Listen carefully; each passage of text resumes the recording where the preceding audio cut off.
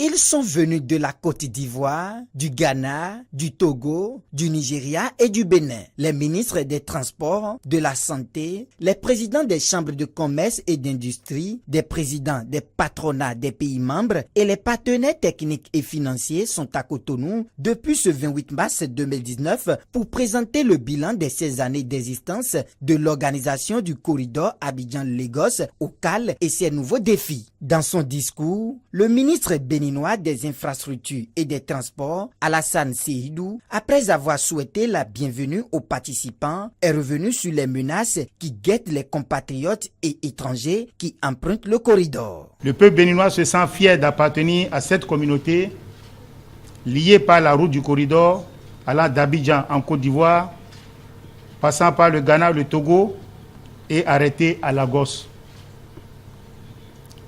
Cette route qui finalement lie une partie du destin de nos populations appelées à se mouvoir pour des raisons de commerce, de travail, de tourisme et pour aller à la rencontre de leurs familles.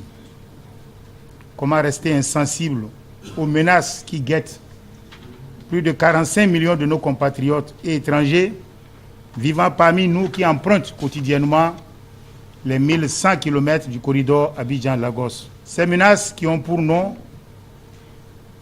les risques de contamination par le VIH-Sida et autres maladies transmissibles, l'insécurité routière, les tracasseries frontalières et l'inconfort. Pour le ministre d'État Ablaye Biotchane, représentant du président Patrice Talon, l'organisation du corridor Abidjan-Lagos au CAL fait face aujourd'hui à de nombreux défis qui impliquent que ses pays membres lui trouvent un nouveau positionnement qui lui permette d'y faire face. Il n'a pas manqué d'afficher l'engagement du gouvernement béninois d'accompagner le programme.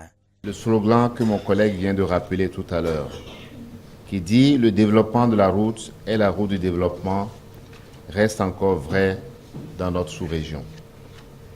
Et c'est donc à juste titre que le gouvernement du Bénin affiche clairement sa volonté à soutenir le programme de l'organisation du corridor Abidjan-Lagos, dont les actions sont compatibles avec notre propre programme d'action de gouvernement. Environ 9000 nouvelles infections et plus de 34 000 décès ont été évités de 2003 à 2018, grâce aux interventions de l'OCAL.